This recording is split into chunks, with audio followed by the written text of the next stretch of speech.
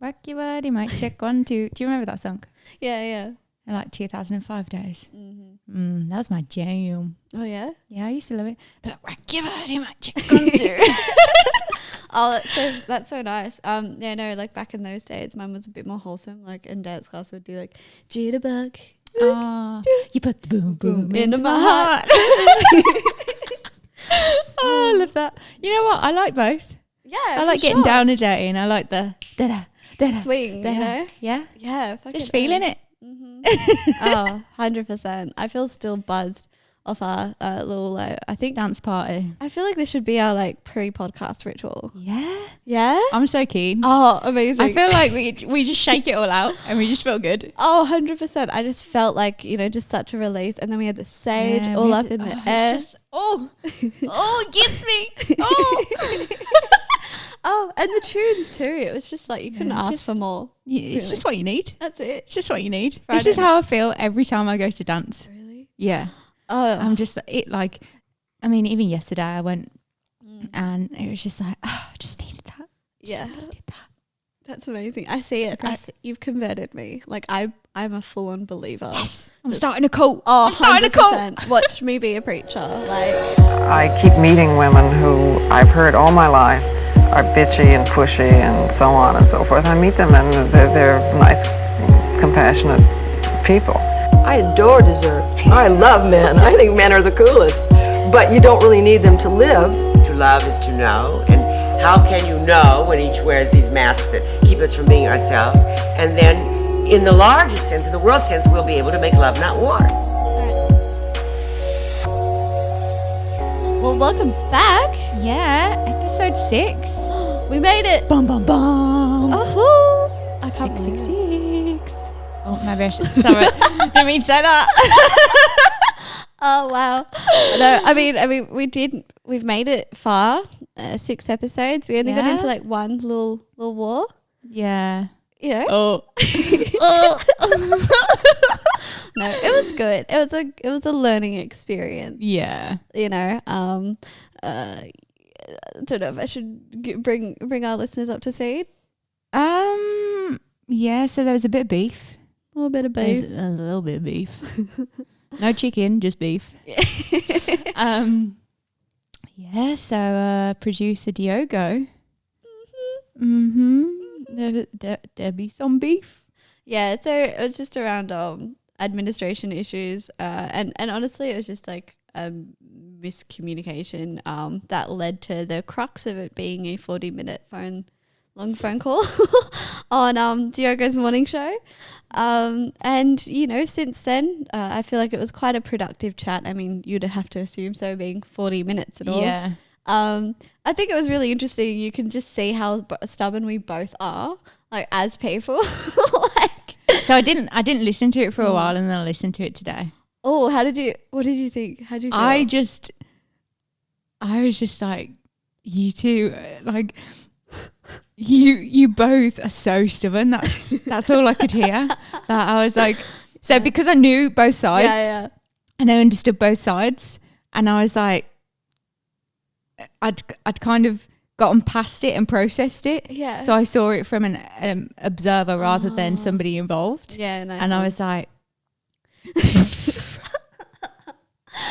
oh, yeah. I was just listening to it the whole time, like, wow, like I would have conceded. Yeah.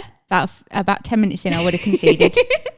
But you were like, no, I don't concede. No. I ain't taking that shit. No, it's just stubbornness. Like, it's just a competitiveness across stubbornness. Yeah.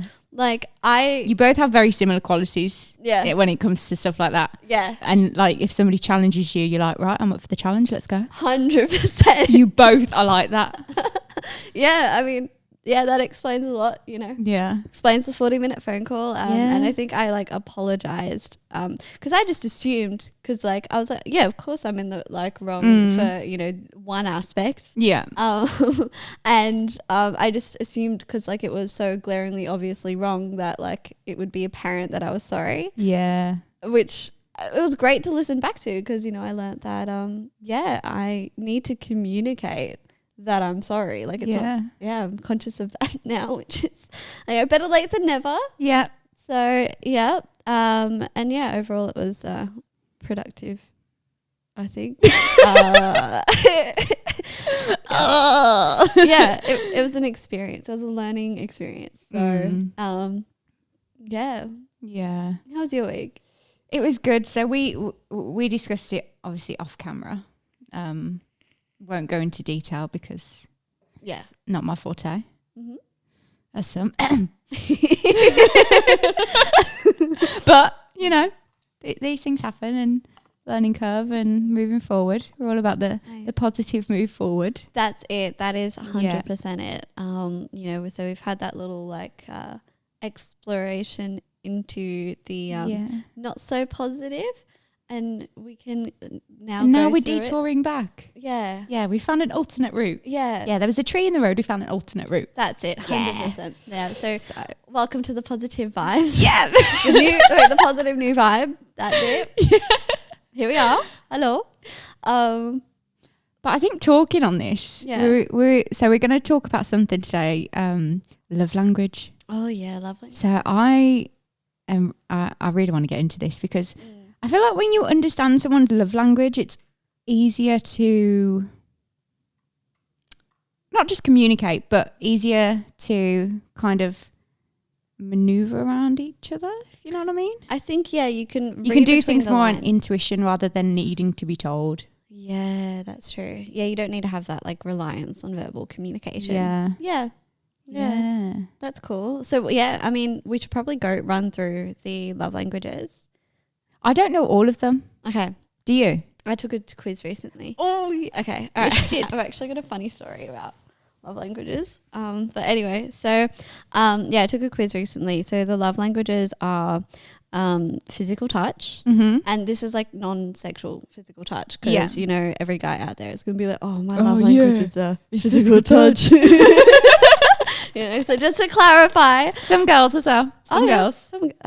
So there's physical touch, quality time, words of affirmation, acts of service. Oh shit! What's the other? I think is there one that's like gifts? Gifts. Yeah. Yep, that's it. So they're the 5 love languages. Yeah. So I took a quiz recently, so I found out mine's quality time first and foremost.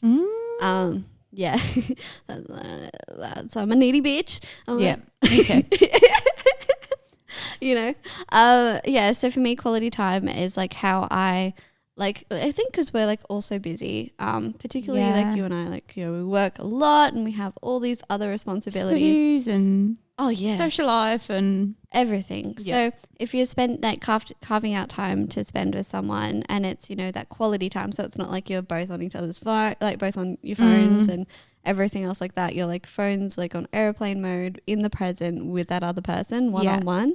Like that's quality time. Yeah. So that's totally my love language. And in terms of and then the other one that I got scored quite highly on was physical touch. Really? So, which is interesting because like I am quite I'm really weird with this. So I'm like hugs and like, you know, just hand holding and like just skin to skin contact. Yeah. So that's a love language for me. But I'm actually quite like selective, like, so with that. So for some reason, so like, you know, with my friends that I really care about and like, you know, the person that I'm seeing, like that's, you know, how I feel like appreciated or cared for. Yeah. Because these love languages are just broader. You know, they're not just in the context of a romantic relationships. It's in all relationships. Yeah. So yeah, but for other people, I'm just like, get the fuck away from me, like social distancing, you know, like 1.5 minutes. That's it. Yeah. 100%. Yeah. So, and for me, I scored like quite low on gifts. Yeah. That was my lowest. Yeah. Which is funny because I actually had a relationship where his love language was gifts. So he would just, when he'd fuck up, he'd bring over. It just shower you with gifts. Shower me with gifts. And I'd be like, you missed the point. Like, that's not it. That's not it. I don't even want it. Yeah. And scored quite lowly on, what was that one that I couldn't remember? besides gifts? There was words. Affirmations. No, I think that was my third one. Maybe. Oh,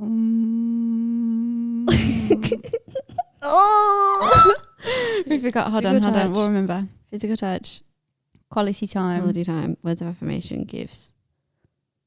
Oh, okay. So acts of service. Oh, acts of service. So I did the quiz as well, and it says that my predominant one is quality time, 33%. Really? Yeah, receiving gifts, 2%. Yeah. Acts of service, 10%. Words of affirmation, 27%, and physical touch, 28%. Oh, really? Yeah. We're quite similar. Okay. So I we're think, just needy bitches that want to be hugged all the time and told they love us. oh, 100%. All right. So I got 33% physical touch. Yeah. So give me a hug. And So give me a hug. no, not everyone, obviously. Boundaries. Boundaries. Social distancing. Leave me alone. Quality time, 30%. Words of affirmation, 23%. Receiving gifts, 10%. And acts of service, 3%. So don't do shit for me. Yeah, so I prefer acts of service rather than Yeah. receiving gifts, Yeah, which interesting. makes sense because, you know, Yeah. I like things to be done if I ask you to do it. Oh, that's really interesting. For me, I just think like I'm just so like I'm hyper independent. Like as we discussed in an earlier episode, it doesn't occur to me like that could be a helpful like a love language, you know. Yeah. So Because then I'm like, you just don't care, you don't help. yeah, I'm sure it will change, you know, once I'm actually like in a proper relationship and you know like needs change, of course. So yeah, I mean, I'm sure it's fluid, but I think it's quite interesting because like it is you do kind of brush up against you can brush up against each other's love languages in relationships. So as I was discussing earlier, I was in a relationship with someone who I think their only love language was gifts. Yeah. And so for me, like that score's obviously quite lowly, like 10%. Yeah. And his was probably like lowest was quality time. Yeah. And words of affirmation. Yeah. And no, physical touch was up there. So yeah, it became quite a strain. So for me, I would be constantly communicating like, hey, like I need to spend some quality time with you. Like that's how I feel like appreciated. That's how I feel connected to you. That's how I feel like, you know, we have a connection and love and all that. Yeah. You know, and he would be like, oh, but like why? And he just wouldn't comprehend that. But on the flip side, when he would bring like all these gifts, I'm like, what the fuck are you doing? Like, no, like, yeah, that's not it at all. Yeah. And so there was quite a disconnect and so I think it can be quite difficult. I really do think it can make or break a relationship. But it depends, of course, on the willingness of each party to be able to prioritize, you know, the relationship and working towards that and working towards like I guess being conscious and mindful of how they're communicating their love and affection for each other. Yeah. I think that you have to have our favourite word, compassion. Compassion. Yeah. I think you have to have understanding as well of someone else has a different love language to you. Yeah, for sure. So like them doing what they are doing is their way of expressing that to you. Yeah. And like yeah, I get that. So you kind of like translate it from their love language to yours. Yeah. Yeah. That makes sense. Yeah, that makes sense. Yeah, that's interesting. So, I mean, like, do you think, though, like, just to play devil's advocate here, that because, like, love languages, they're these nonverbal languages and that are about feeling, it can be, like, sometimes difficult to have that, like... To express it. Or to kind of, like, you know, when you're translating someone else's love language, it might be different to yours. That, like, more, like, cognitive... sort of thing, because that's, do you know what I mean? So there's like you're cognitively interpreting it rather than like emotionally. Emotionally interpreting it. Yeah, that's true. I think from my experience, the way I do it is I empathize as if that behavior is exactly the same as when I do something. Oh, okay. Do you know what I mean? Yeah. So could you like walk through an example? So say just in like a friend situation, if they are feeling like down and I don't really know how to describe this. Okay. If they need something that I wouldn't necessarily do, Yeah, okay. I'd do it because I know at that point I'd need, so like I would want quality time. Someone might want gifts. Oh, okay, so I would go and gotcha. get them gifts Yeah. because I want to reciprocate the feeling of what I have. That makes sense. I get that. For someone else. Do you know what I mean? I do. I totally get that. If that makes sense. 100%. Yeah. So, yeah. That's interesting. It can be like, definitely. I think it can be really rewarding to, develop different ways of connecting as well. I think that's an opportunity that identifying your love languages and the people around you and their love languages. Yeah. So it can be great to, I guess, increase your capacity to express, love and compassion and connection. Yeah. I think I have to be careful though, because I think I sometimes overstep the boundary without realizing. Like I'm wanting to have that understanding, but I'm like, oh, am I making them uncomfortable? Because I'm so open about what I want and what I need and what I desire and like things that are important to me and my values. I'm very open and honest about that. Yeah. But not everyone's like that, and I forget that sometimes, and I'm like, oh, are you like, here you go, like, do you know what I mean? Yeah, I do. Mm-hmm. So I'm like, oh, maybe I overstep it, and then because you're not, I don't know, because you're not comfortable talking about it, like that you'd gotcha. So they might feel like it's like intrusive or almost. Yeah. I get that. So yeah. Oh, don't take it too far, maybe.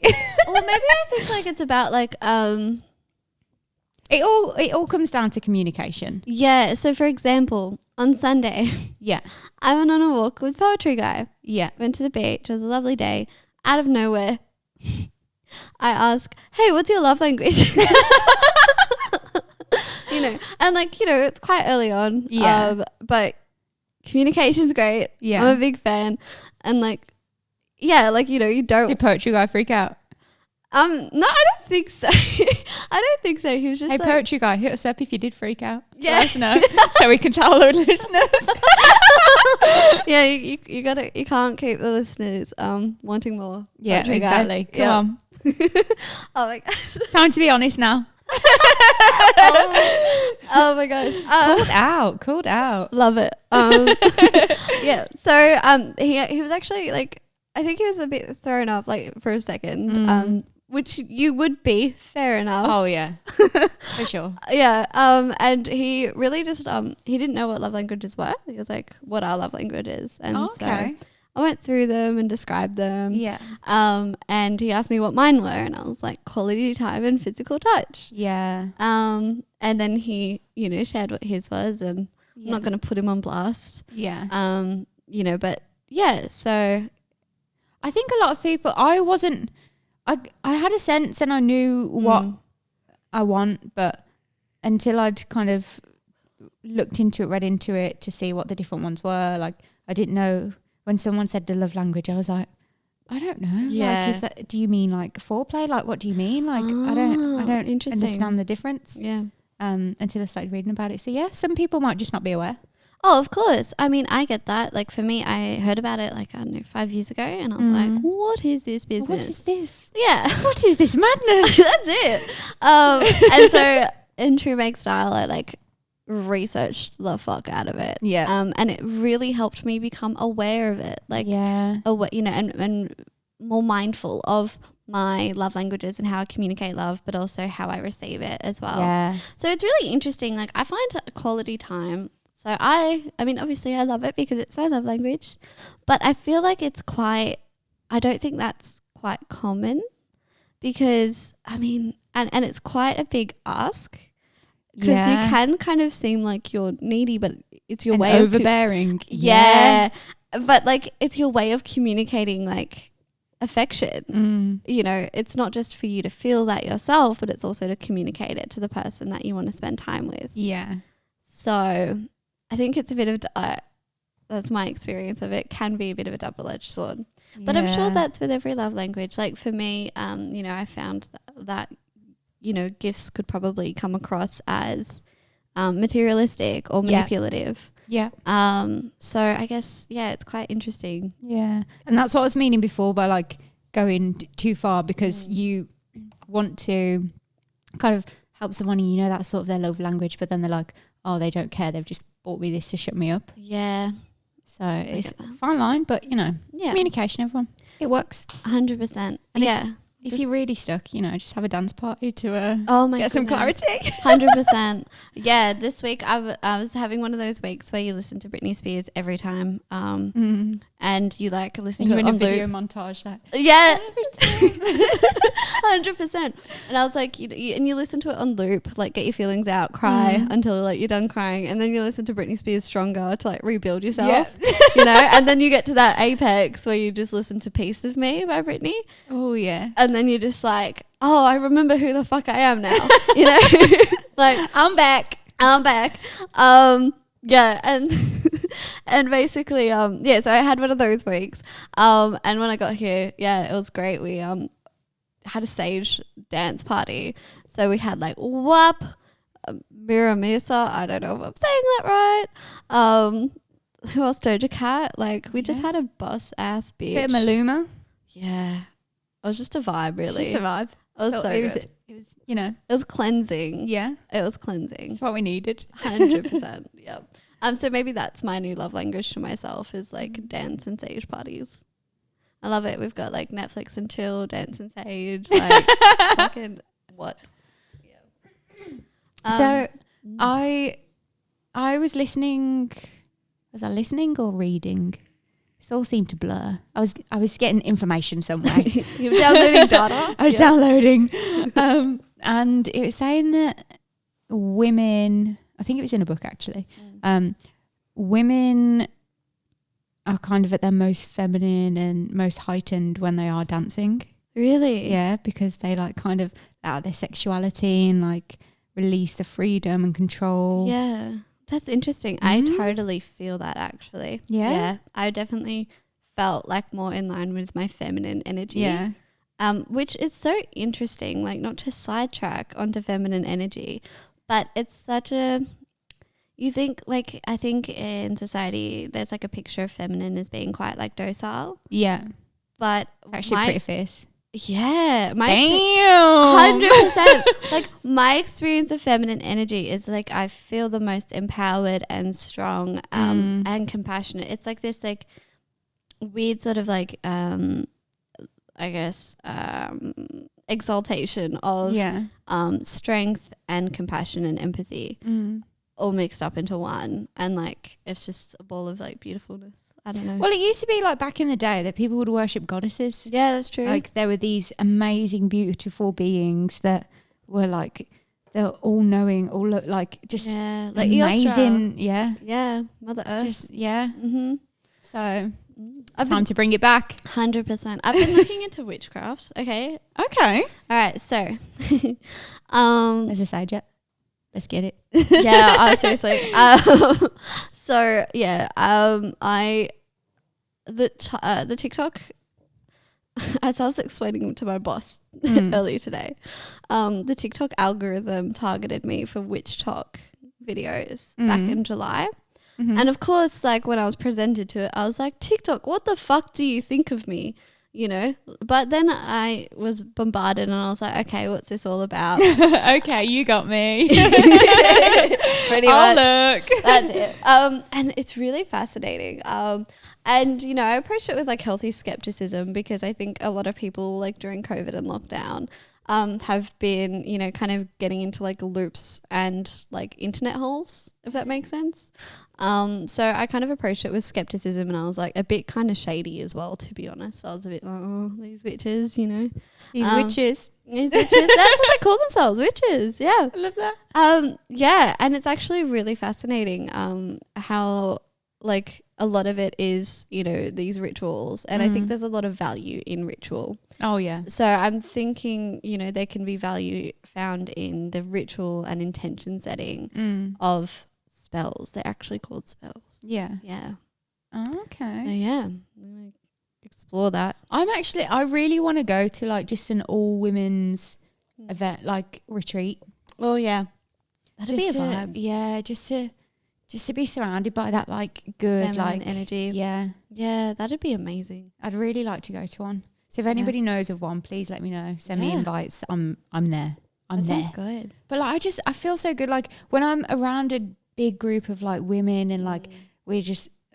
I know I keep going on about dance, but like honestly, it's just the best environment to be in. Yeah, And it's such like a safe place. I feel like it's very like healing, but like in a strengthening way. Yeah, like Yeah. there's no judgment there. Like everybody's got different abilities. Everyone comes from different backgrounds. Everyone's got a different story. But like we're all connected by like dance and our expression of it. And we normally do like really fun, like uplifting, like sexy, sassy, twerking songs. Yeah. And we did a dance to Billie Eilish, When the Party's Over. Oh. And the dance teacher was like, just close your eyes. Don't worry about the choreography. Just feel it. And honestly, when everyone was performing back, we were all crying. Really? Yeah, like it all just hit us so hard. And we're like, everyone is like sharing their truth right now in so many different ways. And you can just see like the pure intention on everyone's face. Oh. And it was just like a massive piece of performance art that it wasn't, I don't even know if it was intended to be, but it was just so like beautiful. And we were all crying. We were like, oh my God, this is amazing. We love it. Oh, that sounds very moving. It was. And then I think we all just kind of connected on like just a deeper level, like shit. That's amazing. I'm so going next week. You've got, honestly, like shout out Dance Central Sydney, like Beck, everyone there, like you're all amazing. Like I can't praise you guys high enough. And I've never been around so many like just beautiful souls, like really? just like, you know what I mean? Oh, that's so lovely. I'm just feeling it. I'm just feeling it, guys. I'm just so emotional. And I'm just going love. I can see you like tearing up. Like it's very moving. That's so nice. So yeah, that community of like femininity, I think, is something that we should try and actively like nurture in our lives.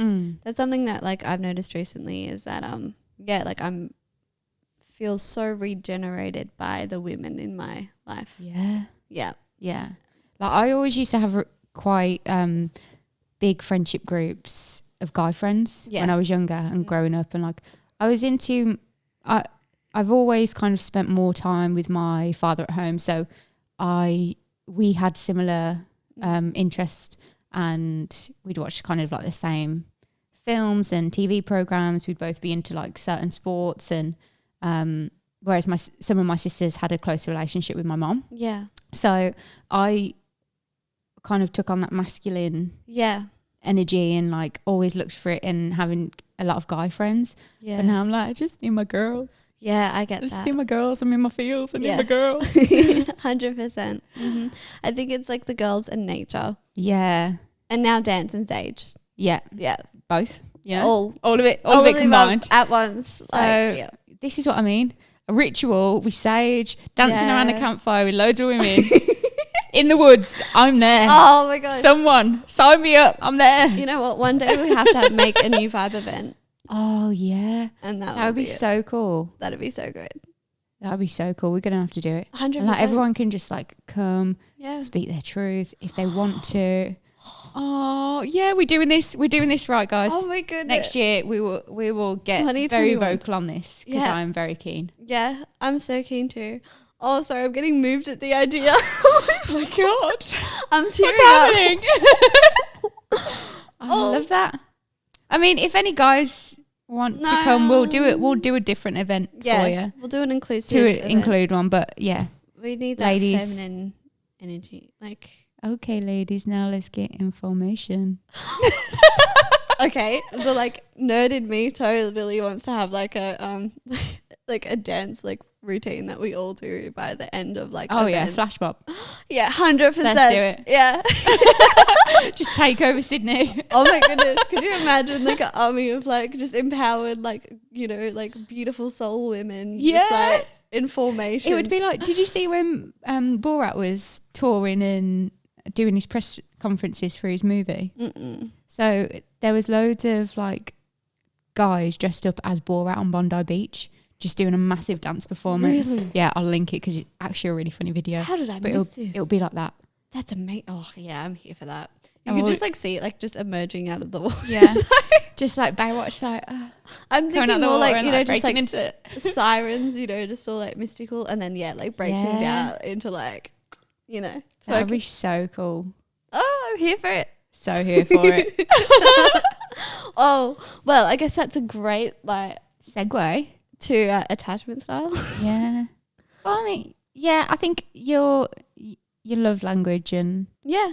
your relationships and your connection with, I guess. Yeah. I mean, I know that like my attachment style has been formed by, you know, my relationship with both men and women, particularly the Yeah. caregivers in my life. Yeah. But let's give a quick rundown on what attachment styles are.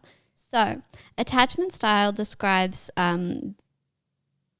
you essentially your psychological and emotional needs and behaviors in a relationship. In a relationship, it's typically romantic, but also you know, obviously broader relationships. So your relationship to your friends, Your family, work, Yeah. you know, all the elements that you might have a relationship to. Mm. And so there are 4 attachment styles. Mm-hmm. There is secure attachment, which is the most healthy, to be frank, Yeah. attachment style. So like all your needs are met and you don't feel like you are. It's a great balance between feeling like you can be vulnerable Mm-hmm. and you can feel intimacy without fear, anxiety, or avoidance. Yeah. And that you can rely, you're able to allow other people to meet your needs, Mm-hmm. but you too can meet your needs as well. Oh. Yeah. So that's the one that we aim for. That's the one that we aim for sure. And it's actually quite a powerful attachment style, which Yeah, I'll go to into. have. Yeah. So the other attachment styles is the anxious attachment style. So anxious attachment style, from my understanding, is like I guess I can describe it in behaviors. So typically people with an anxious attachment style can quite easily like fall in love, and they can quite like very quickly, very easily, very fast and hard, but being in love makes them anxious because they need constant reassurance of that, and I think it comes from a fear of abandonment. Yeah. So they really, actually they're very open to being intimate, and I think there's an element of like they look for other people to meet their needs. Yeah. Rather than Like being fulfilled. like the match of both, of like I can meet my needs and I will also allow other people to meet my needs. Yeah. So so they're quite on the other people, I can't meet my needs, other people can meet my needs. So often there's like they go out into the world and into relationships feeling as though that other people are there to meet their needs. Yeah. And that typically is in the form of like love or reassurance. And these, so it can be quite, and because they feel anxiety if they don't have that assurance that their needs are being met, Yeah. or that they are loved. That then becomes a breakdown. Yeah, quite often. Yeah, and you will quite see this. You'll see this most typically in codependent relationships. Yeah. Yeah, and so anxious attachment styles are typically formed because the mother or primary caregiver didn't meet the needs of the baby and the child in the early developmental years, and didn't teach the child in the further developmental years that they can, like, that balance between having your needs met and meeting your own needs. Yeah. So that's where kind of the attachment style comes from. So typically if there's like an emotionally absent parent, physically absent parent, or neglectful parent to some degree. And of course these are like, these aren't black and white, they're all spectrums as well. It's a little bit like the love language, isn't it? Where there's like percentages of it. Yeah. So like there's one that you kind of relate to a little bit more. Yeah. But there's elements of all of them in there. Yeah, that's right. So you can be like 60% secure attachment, 30% anxious, and 10% fearful avoidant. Yeah. So that's one attachment style. Another attachment style is the avoidant attachment style. Mm-hmm. So these are kind of the opposite to the anxious attachment style. So avoidant attachments, it actually also comes from a fear of abandonment as well, which is quite interesting. But just a different way of going about it. Yeah. So so avoidant attachment is they avoid intimacy. There's a fear of intimacy, like a huge fear of intimacy. However, it stems from if I am intimate or or vulnerable, or they're gonna like an abandonment will ensue. Wow. So typically how that looks like is like reserved. So like perhaps how there's different layers to like relationships and getting to know someone. Yeah. They'll keep people at arm's distance. Yeah. So they won't be vulnerable. Yeah. Or they'll have a hard time being vulnerable. Yeah. And if they are vulnerable, then they'll probably ghost for like a week. Yeah. Yeah. Yeah. So that sort of vibe. Which sometimes I can like relate to. Not gonna lie. Yeah, so that's and that primarily, let me just quickly like check my facts here. But from my understanding, an avoidant attachment style, I guess, I'll just quickly try and get the origin of this one. Okay. So is this avoid, because there's two avoidants, isn't there? Yeah, There's fearful and... So this one's the dismissive avoidant. Oh, okay. So it's Dismissive typically avoidant. called just avoidant. And Yeah. then you've got fearful avoidant. So just to correct myself, so the anxious attachment style is from inconsistent and misattuned development. Yeah. So if your parent can't identify your needs, and so they like try and throw something at the wall, but they just don't know what it is, but it's often just like inconsistency. So sometimes they'll be there, and then 3 months they won't be there. Yeah. Emotionally. Yeah. So it's, when like, so it can be, in various, parental sort of psychological makeups. Mm-hmm. But it's characterized by, the inconsistency. Whereas avoidant attachment style, is the one where the parent's just like completely emotionally checked out. Yeah. Or physically checked out. Yeah. So you would probably see anxious attachment styles when the, children have experienced a lot of instability. So perhaps like in foster care situations, that would, there's an inconsistency of their needs being met. Yeah. And the parental figures. Whereas, you could see the avoidant attachment style being, with maybe both parents working quite often and being emotionally absent as well. Oh. Yeah. So that could be there. And then you've got the good old fearful avoidant.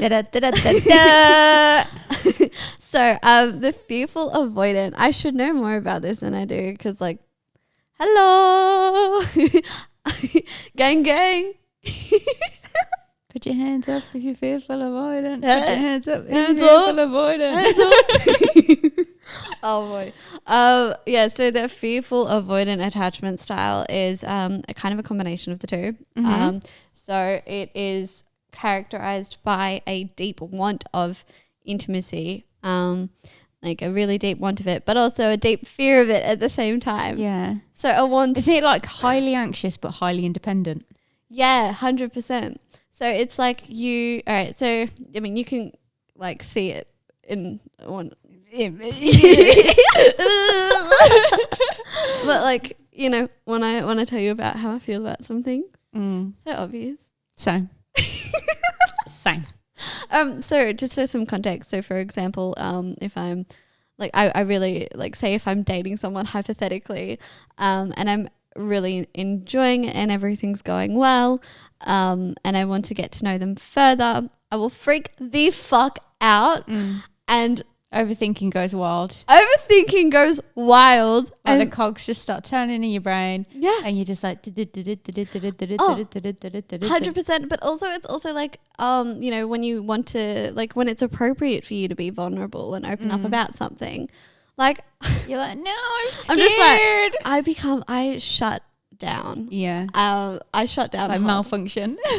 I'm just like, someone asked me the other day, like, oh, why is this? And I'm like, reasons. Reasons. That's all I need to say, reasons. Reasons. It's just like, and then just moved on, you know? And so, you know, I will, like, if I feel as though like it's becoming too vulnerable or too intimate, I have a lot of difficulty like keeping that open, and I'll shut it down. And it's something that I'm working on, but it's so anxiety inducing that I'm like, oh, like I'm so like scared of intimacy and vulnerability that I'm like, oh no, I will just like, you know, not speak to them for like 5 days. That's fine. Sort of. Serial ghoster over here. Oh no! Yeah, no, you're not wrong. I did end a 4-year relationship through ghosting, but yeah, you know what? I can't deny it. Oh, I called out. Sorry. Did they see me ghosting? They hate it. So what does the fearful avoidant one stem from? Let me have a look. I think I just have to look that up. I think when I was reading about it, it was basically saying that it's a similar thing to inconsistency. So like a parent will, well, not parent, but the primary caregivers or the primary influences in your early stages of your life. Yeah. You experienced kind of being told off and then immediately given affection after. If that makes sense. Yeah, it does. So like you'd be like, no, that's wrong. And then if you started crying, they'd give you like a hug or. Yeah, right. I think when I was reading about it's about trust. Yeah. So then it's kind of like conflicting in your mind. Like you don't know how to feel. And then sometimes you can just allow things to happen because you have that fear that people are going to walk away or people are going to. Yeah. So like avoiding conflict comes. Or I'll like avoid boundaries, or I'll even kind of like soften what I'm like a boundary by kind of belittling myself or the boundary before I say it. Wow, it's like hello, like not great, but it's facts. Yeah. Yeah. So I think that's definitely true. From my understanding, I mean, for me personally, it's just about like I just don't feel safe like being vulnerable. Particularly in like you know, really close relationships. Yeah. So for and I think it's like for that's for a lot of fearful avoidance. It's not feeling safe. And so you're not able to trust the feeling of vulnerability with other people. Yeah. Which makes sense because like I find it very difficult to like cry or experience emotion in front of people. Yeah. Same. Yeah. Yeah. Yeah. And I'm like, I'm not gonna cry. I'm not gonna cry. I'm not gonna cry. No, I'll talk about the most like I inside I like no I want to cry, but I'm just like can't. I just can't, and I want to cry like cognitively. I'm like no, I want to share this like bonding thing. I just can't. I completely like I'll just completely change the subject and I'll think of the happiest thing that I can. I'm like, so how's your day? How's your dog? Oh, that's so true. Yeah, I get that. I've got ADHD, so that helps me. I'm just like, oh, squirrel. Okay. You know, like, yeah. So yeah, that's quite interesting. Yeah. So, and it's also like, again, so it's kind of a combination of the avoidant and the anxious. So there is also that element of like a fear of abandonment, but it's not as like that. It's not as consistent in fearful avoidance. Yeah. Across the board. So it's just, not trusting the vulnerability feeling. Yeah. So which then will translate to your love language of wanting quality time and but also I think that makes so much sense in the context of like acts of service. Yeah. For me, like I'm just like, no, I don't want to get dependent on you. Yeah. You know, like, So true. So true. Yeah. Yeah. So it's quite interesting to see, the overlap. I think love language can be a really good way to, make your attachment style tangible. So for example, like for me, I could be more open to acts of service or gifts, you know. And I think as well, attachment styles, like they can change. You can absolutely kind of work toward being a more secure attachment style. This is some fascinating shit. So obviously the best way to go about it is therapy. So I know for me, I've been in therapy for like almost 3 years. Yeah. And my attachment style has become a lot more secure. Yeah. Which is amazing. What's also great about the secure attachment style, and shout out to those who have a secure attachment style, like hit me outside of my DMs if you want. Like, I'm kidding. But they can actually so someone with this is particularly true for an anxious attachment style. Mm-hmm. They're able to, if they're in a relationship with a secure attachment, anxious and secure, the anxious can then become secure. Yeah. Which is because they mirror. Yeah. Yeah. Which is amazing. Yeah. That's so cool. Yeah. So all you securies. Yeah. Help us out. 100%. Oh my gosh. Yeah. So, and that can be the case for avoidance. Dismissive avoidant is difficult. And that probably is, it's usually, it's best to go to therapy. In that instance, that's what the research says. Therapy is the best tool. And fearful avoidant, of course, therapy, but that, because it has that anxious element, can be, I guess, more, develop more of a secure attachment in a relationship with a secure attachment person. Oh, yeah, very interesting. Mm-hmm. Yeah.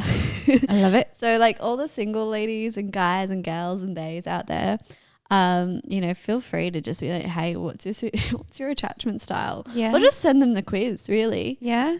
Ask for screenshots, ask for receipts. Yeah. Know what you're dealing with, Fucking hell. Have you watched that film called Think Like a Man? Mm-mm. Well, Steve Harvey, have you heard of him? He's like American TV personality. Oh, yeah. And he wrote a book called Think Like a Man, and then they made a movie out of it. Oh. And he talks about things that you should. He wrote it for women, obviously, to understand dating and relationships and stuff. And they made a movie about it, and it's basically all these different relationships. And the guys find out that all of their girlfriends are reading this book, and they all fit into a different chapter. Oh, wow. It's actually a really funny movie, but it's like he says that you should have a 90-day rule, and you should ask, what are your short-term goals? What are your long-term goals? Really? Yeah. And these are just questions that freak people out. And it's that what are we question freaks people out. So yeah, just throw another one in there. Add, what is your attachment style? Yeah. Be bold. Fucking A. I actually want to do that. So I've gotten to I don't know, around that time. You know what? I think it's important too, because you can separate yourself from the people that aren't aligned with your values or your intentions. And then, you kind of move past it and you filter through it. All these dating apps can't do that, sorry. Yeah. I know they've got all these preferences and star sign stuff, but filtering, which is great, but it doesn't. Yeah. You got to do some digging yourself, and you may as well do it early too. Fucking A. 100%. And that's for guys and girls. Yeah. Know what you want. Yeah. And ask for it. That's true. I'm here for it. It's so good. I'm just it just sounds like so much emotional effort. Yeah. Avoidant, stop it. I know. It's literally We're secure. Should we catch up on our astrology for the week? Yeah. Okay. So guys, there is an eclipse in Sagittarius on the 14th. Ooh. Mm-hmm. So it's a solar eclipse too. So it's a pretty big energy. So basically all you Saggy placements are fucked.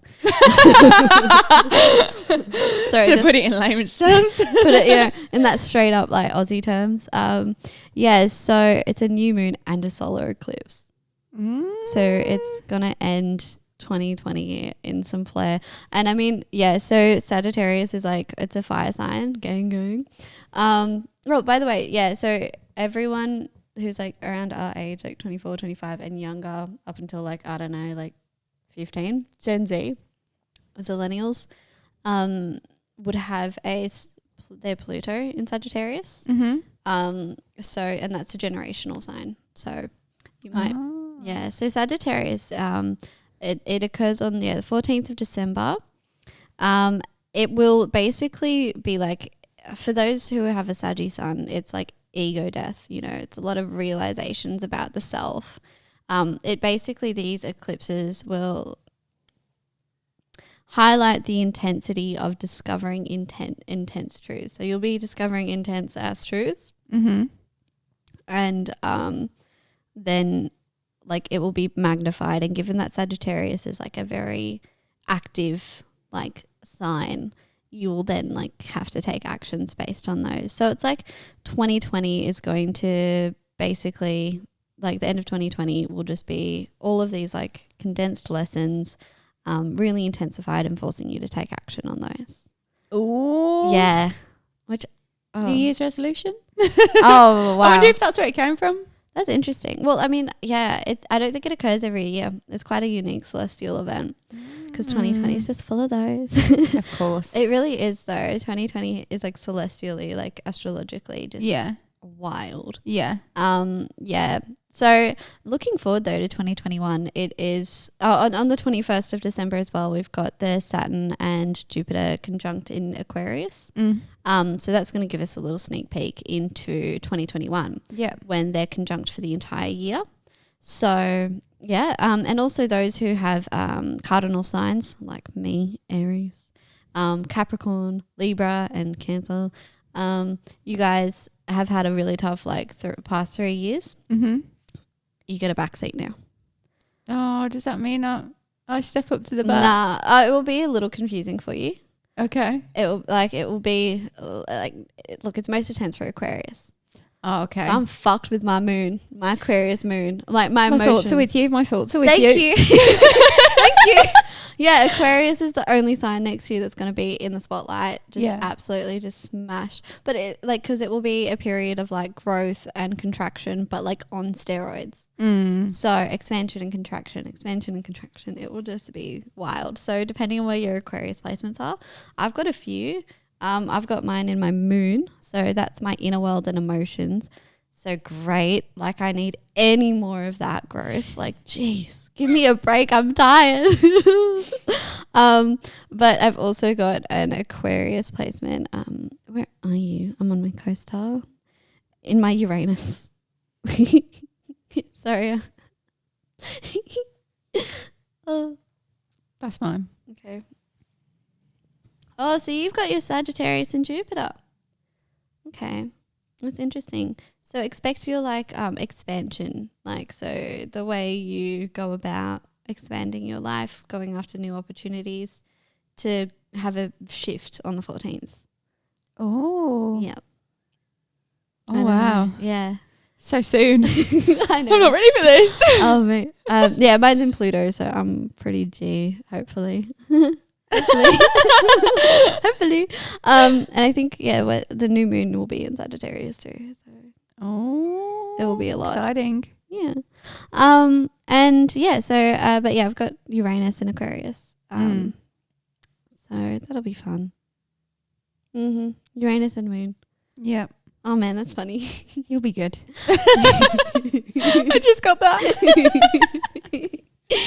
And on that note, right. Well, we'll wrap it up. Oh, beautiful. Well, thank you so much for joining us, guys. It was wonderful to check in and have a little bit more of a deep and positive. Like we're revisiting our depth, but interject with some positivity and empowerment. Yeah, and if you want to join us for the dance party, hit us the fuck up. We'll make it happen. We'll do it live. We'll do it live on Instagram, Facebook, anything. 100%. Can I just quickly share? Yeah. So, me and Poetry Guy a few weeks ago got a bottle of rosé. Yep. And we got a crystal on it because, like, basic bitch. Like, just for the meme of, like, rosé and crystal, like, being basic bitch. Like, I'm here for that. Like, That Me is too. my vibe, my meme. Anyway, I thought it was just a fake crystal because like the rosé was like, I don't know, $30. Yeah. So I'm like, whatever. And like we opened it last night and he was like reading the bottle. He's like, it's a real crystal. It's a real rose quartz. I'm like, get out of here. Get out of here. Well, thanks again for joining. Hit us up, follow us. And watch out for some articles coming out on the 5/8 network. Yeah, 58.tv. Yep. So if you want to have a full kind of in-depth of all of the episodes, if you want to catch our clips, head over to our YouTube or 58.tv and all the info will be there. Bye guys. Have Bye. a great week.